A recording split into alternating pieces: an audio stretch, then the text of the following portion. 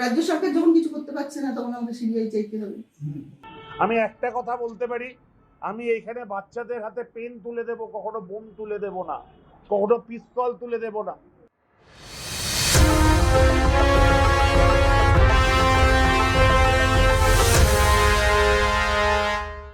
অটুট, এবং আমি উপলব্ধি করেছি যে এখানকার মানুষ অন্তত শান্তিপ্রিয়, শিক্ষিত মানুষ।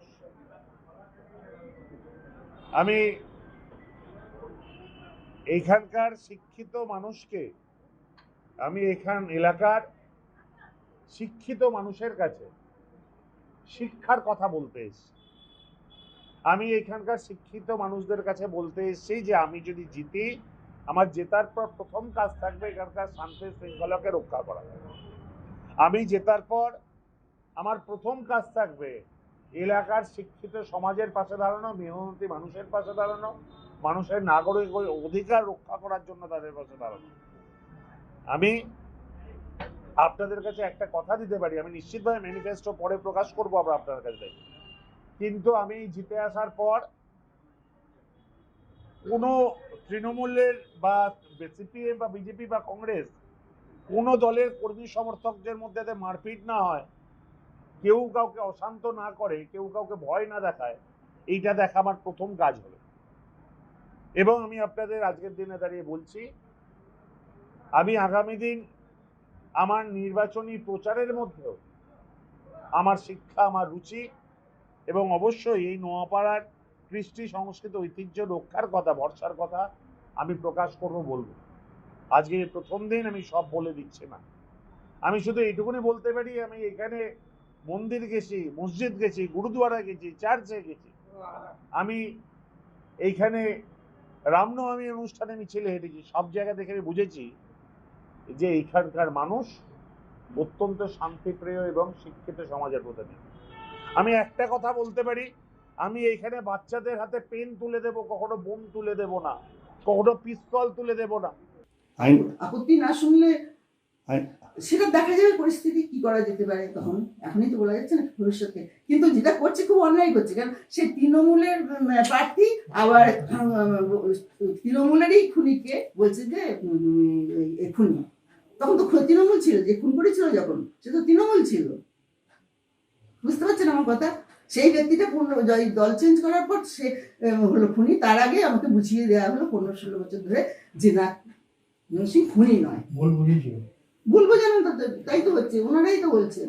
তাহলে প্রকৃতটা বের করবো। আমি চাই প্রকৃত দোষী কে, সে যেই হোক, রামস্বামী যদুমতি যেই হোক, সেটা আমার সঙ্গে খুলতে হবে। সিবিআই কেন চাইছেন? সিবিআই পুলিশ তো আছে। রাজ্য সরকার যখন কিছু করতে পারছে না তখন আমাকে সিবিআই চাইতে হবে। যেভাবে ওনাকে অপমান করেছেন মঞ্জু ঘোষ বিধায়ক, তারপরে ওনার নমিনেশনটা কার রিলেটিভকে দিয়ে দিলেন, জামাই না শালা জানি না, পার্থভূমিকে। এবার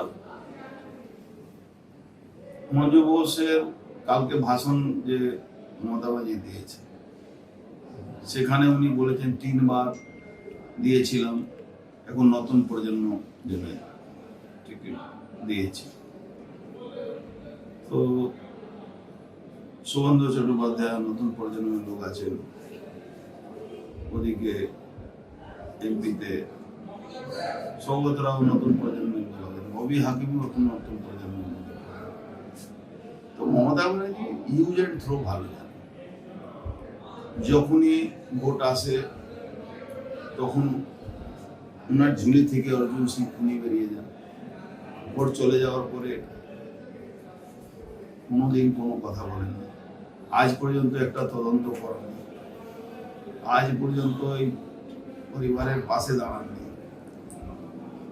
মঞ্জু ঘোষ যে আজকে প্রশ্নটা তুলেছেন, আমি ওনাকে ধন্যবাদ জানাবো। ওনাকে একটা সাজেশনও আছে, উনি একটা হোম মিনিস্টারকে চিঠি লিখুন, বারবার মমতা ব্যানার্জি এই ইলেকশন আসলে এই গল্পটা সাজান। হঠাৎ আজ কালকে উনি আমাকে নাম না করে গুন্ডা, আগেও বলেছেন গুন্ডা,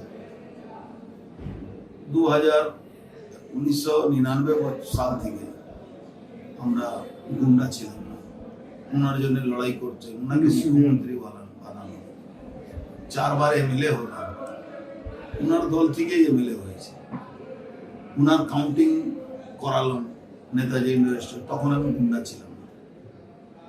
আর বিকাশবাবু মার্ডারটা হয়েছিল খুব সম্ভব 2000 সালে, 2000 সালে।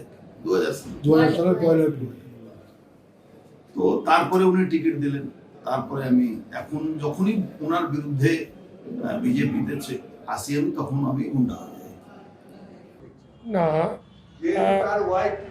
তাহলে তো বৌদিকে সরাসরি বলে দিতে হবে,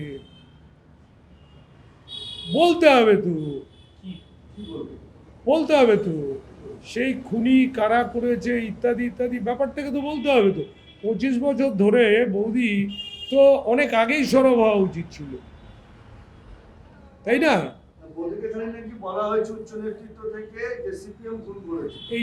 এইটা আমি বলতে পারবো না কি বা বলা হয়েছে না হয়েছে, কিন্তু বৌদির আরও আগে সিবিআই যাওয়া উচিত ছিল, আরও আগে সিবিআই।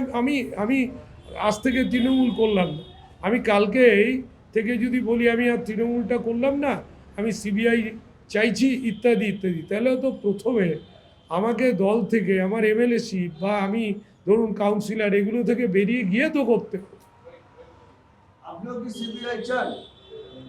আমি এখনো আমার দাদার যারা খুনি, যারা প্রকৃত খুনি, যারা চক্রান্তকারী ছিলেন, হয়তো সামনে এসে কেউ খুন করেছিল, তার পিছনে যারা ছিল তার সঠিক বিচার হোক, সঠিক বিচার হয়ে যারা খুনি তারা আইডেন্টিফাই